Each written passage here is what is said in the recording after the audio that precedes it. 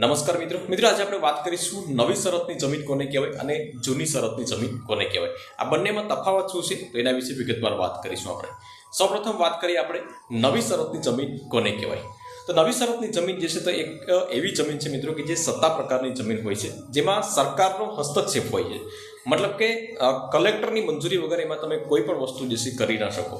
એમાં તમે ફક્ત વાવેતર કરી શકો છો, તમે આજીવિકા મેળવી શકો છો, પરંતુ એમાં તમારે જમીન વહેંચણી કરવાની હોય અથવા તમારે વેચવાની હોય, એમાં તમારે લોન ઉપાડવાની હોય, તો આ બધી વસ્તુ જે છે તમે નવી શરતની જમીનમાં નથી કરી શકતા.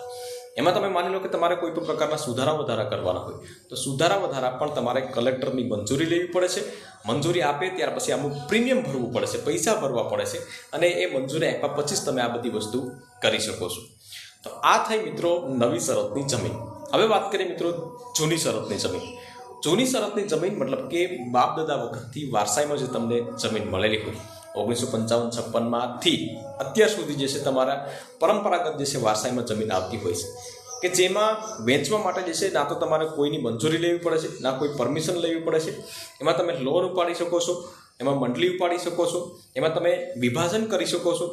આ બધી વસ્તુ જે છે કરી શકો છો જૂની શરતની જમીનમાં, અને એમાં તમારે કોઈ પણ પ્રકારની મંજૂરી નથી લેવી પડતી. તો આ ડિફરન્સ છે મિત્રો નવી શરતની જમીન અને જૂની શરતની જમીન. આવી જ માહિતી મેળવવા માટે યુટ્યુબમાં જોતા હોય મિત્રો તો કાયદાની વાતો જે છે ચેનલને સબસ્ક્રાઇબ જરૂરથી કરી લેજો, અને ફેસબુકમાં જોતા હોય તો ભરત રામ પેજને ફોલો જરૂરથી કરી લેજો.